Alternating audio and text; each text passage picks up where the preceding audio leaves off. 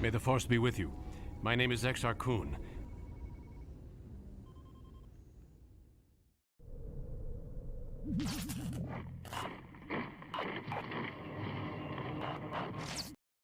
Obi-Wan Kenobi, wearing a dirty brown desert robe with a large cloak, had bypassed numerous stormtroopers and sophisticated security sensors by the time Vader sighted him, entering the dimly illuminated grey-walled access tunnel that led back to Docking Bay 327. Vader stood in plain sight, holding his red-bladed lightsaber at the ready, blocking Obi-Wan's path to the captured freighter. He looked so old, Vader thought, but knew better than to assume that the white-bearded Obi-Wan had weakened with age. As Vader moved slowly toward the hooded interloper, Obi-Wan activated his own blue-bladed lightsaber.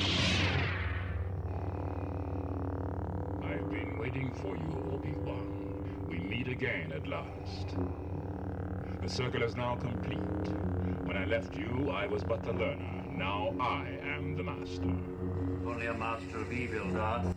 Although Vader had not expected Obi-Wan to address him by his obsolete name of Anakin Skywalker, it was most unusual for anyone to call him by his Sith Lord title alone. Vader thought, he's trying to confuse me.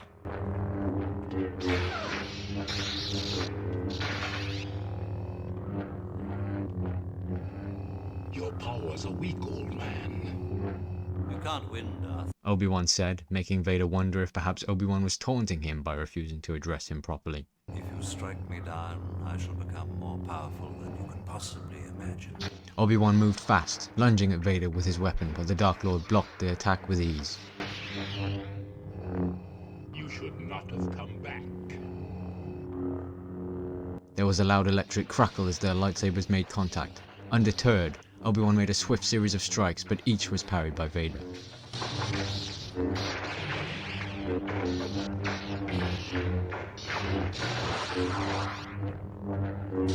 Their lightsabers clashed again and again, and their duel carried on until they were just outside Docking Bay 327. As they moved toward the door that led directly into the hangar that contained the captured freighter, Vader heard the approaching footsteps of stormtroopers running toward his position.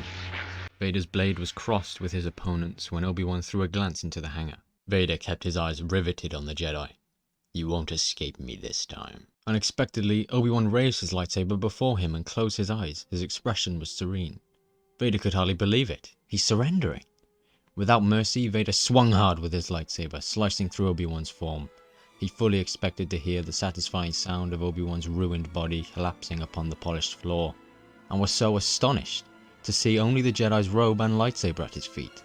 Obi-Wan's body had completely vanished. No! A voice shouted from the hangar. Suddenly the hangar was filled with rapid reports of many blasters firing at the same time. Vader heard the shout and the blasters, but he paid them no attention. Astonished, he stared at Obi-Wan's weapon and empty robe, then prodded the clothes with his boot.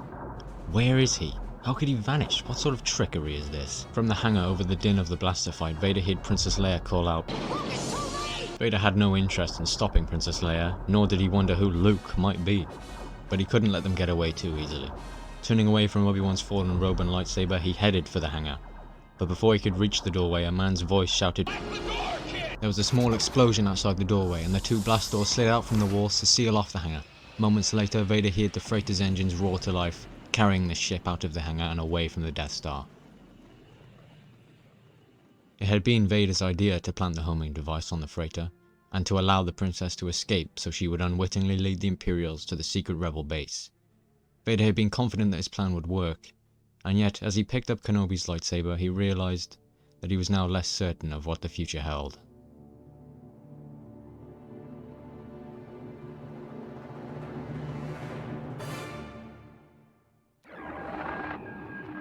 I have already learned more than even the Jedi Masters knew.